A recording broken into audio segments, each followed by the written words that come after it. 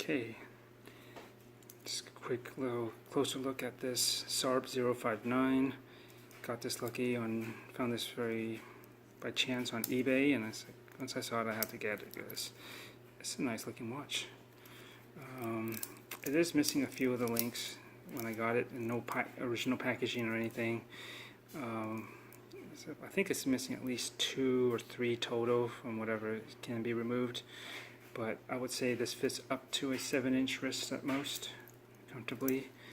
My 6 3/8, 7/8 wrist is quite perfect, luckily. I didn't know that until after I made the purchase. Oh, wait a minute, do I have enough links? But I counted it, and I estimated what was left, and you know, that's about where I usually, how many I removed anyways, and you can see it fits perfectly.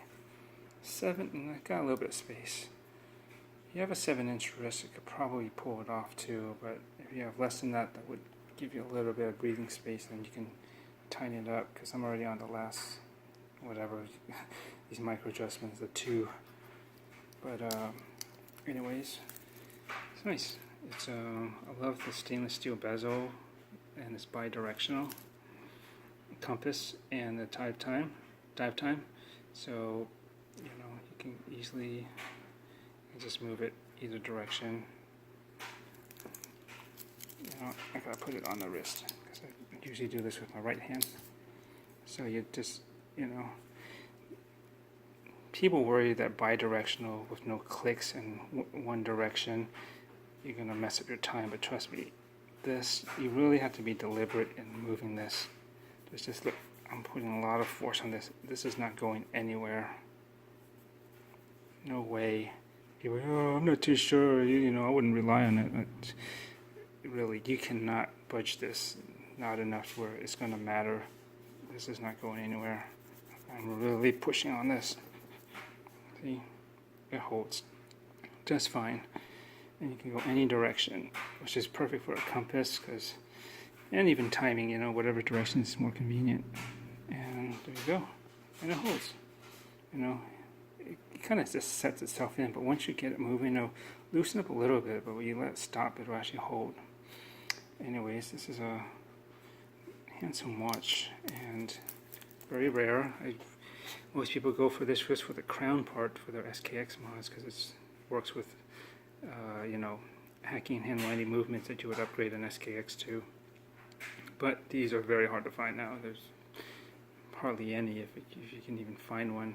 I saw one that was selling for about $70 or $80 when it was in the Netherlands, and that disappeared and never popped up again when I was looking for my SKX mod parts earlier this year. And this is cool. It's like a field version, an Alpinist version of an SKX. How cool is that? 2 very cool models, and yet combined into this. And you got the special Alpinist engraved, laser engraved back with the logo. And screw down, nice all brushed. This looks nice. The polishing comes stock with this oyster bracelet, which has solid end links, which is a nice feature. And all these links are solid. It's not screwed, but you know, whatever.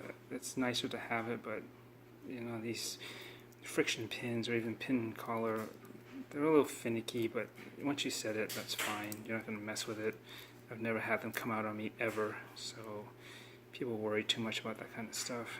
And same with the clasp, even though it's stamped, it would be nice if it was milled. I've never had any issues with these. These are fine. This is why they're designed this way, with these indentations and folds. It's like I-beams, you know, anything to give it some a little bit more strength. Because if it was just a straight flat piece, yeah, it would be more prone to bending. But these little features reinforce it. These edges and everything, it really does. And it's smoothed out on the inside here, so when that is up against your wrist, you don't really feel it. It's good. Yeah, I think it's a little overrated to have solid end links and solid milled clasp. You know, it's nicer, yes, but these work perfectly fine. You know. And the only thing we argue is you definitely would want to try to get solid links at least, There's folded ones or ones that are hollow. Even that really makes it feel a lot cheaper. But no, this is. And what's good about this too is, see how this is designed? It just drops straight where the lugs are, the spring bars are. A lot of times these oyster style bracelets will have like this faux link that kind of juts out here, right, in the middle. And then the link will connect to it, and it'll be kind of like, I can't do it because it doesn't bend here, but it'll be out like here, and then it'll drop down. So you'll get a little bit of, more lug to lug extension like this. So it's taller, I guess, right? And thus it won't drape down. And so it's not usually a problem, but you do risk a bit more gap between here and your wrist when it does that on some of these bracelets. I think even Strapcos are like that. They have like a piece that comes out here and then it'll drop. So something to keep in mind. That's why this style is particularly nice, the way they did it. And actually the oyster bracelet that I got from Watch Gecko for this, even with the SKX end link that you can swap it out with, it does the same thing, so it works pretty good. So why pay this much for this watch? It's just an SKX, right, with some extra bells and whistles? No, it's more than that. It's one that from the factory. It's a Japanese model. Well, I believe it is. Pretty sure it's a JDM exclusive or something. But either way, we'll go into the parts why it's special above a regular SKX. You get the classic SKX basic case shape, right? Crown at the 4, or rather, it's technically really 345. But you get the sign crown, right? You get hand winding and hacking seconds with a 6R15 movement is in here, right? That's already a bonus over the stock SKX 7S26. You get, I think it's a bonus to get a bi-directional rotating bezel, and the one that works like this, because it's friction based, but it really holds, as I showed you earlier. And so you can make use out of this compass. And this is why this is actually better than the internal compass that you get on the classic SARB017 and others like that, the more traditionally accepted Alpinist, known model for the Alpinist line these days, with a dual crown, here, the main crown here, and the one for the compass at the 4 or so. And that one doesn't lock down either, so that will always rub up against the back of your hand, and it'll always move on you, which is annoying. See, and this is an internal bezel too. This is external, but I'm telling you, this is not going to move on you.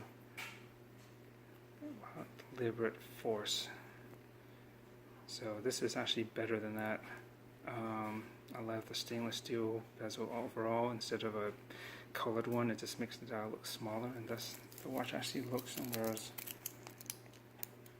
a little bit smaller because of that.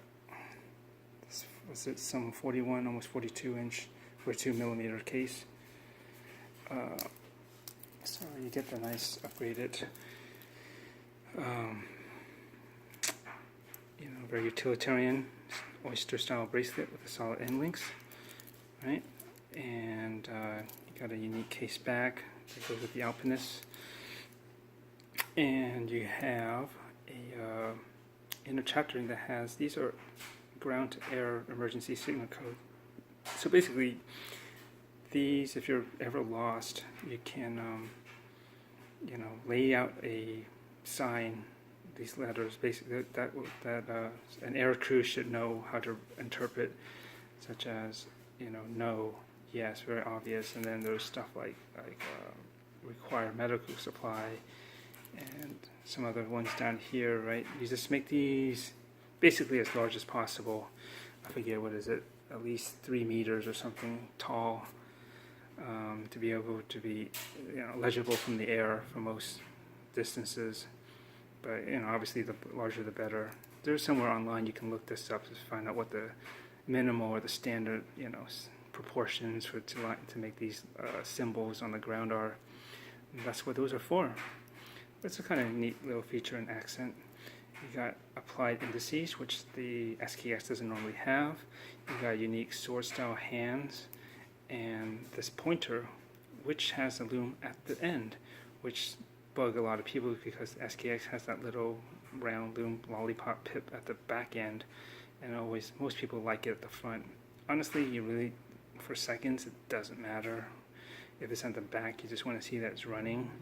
But I don't know, who needs to really see a loomed tip at nighttime, and it's timing something that precisely? I don't know, but I mean, I get it. It would, you know, if they can, they should have made the loom pip or loomed end the pointer end instead of the back end. So that's what you get here, which is nice. And you get a nice radiant. This is actually a deep. I don't know if I can get this close enough to the window. Let me see what I can do here.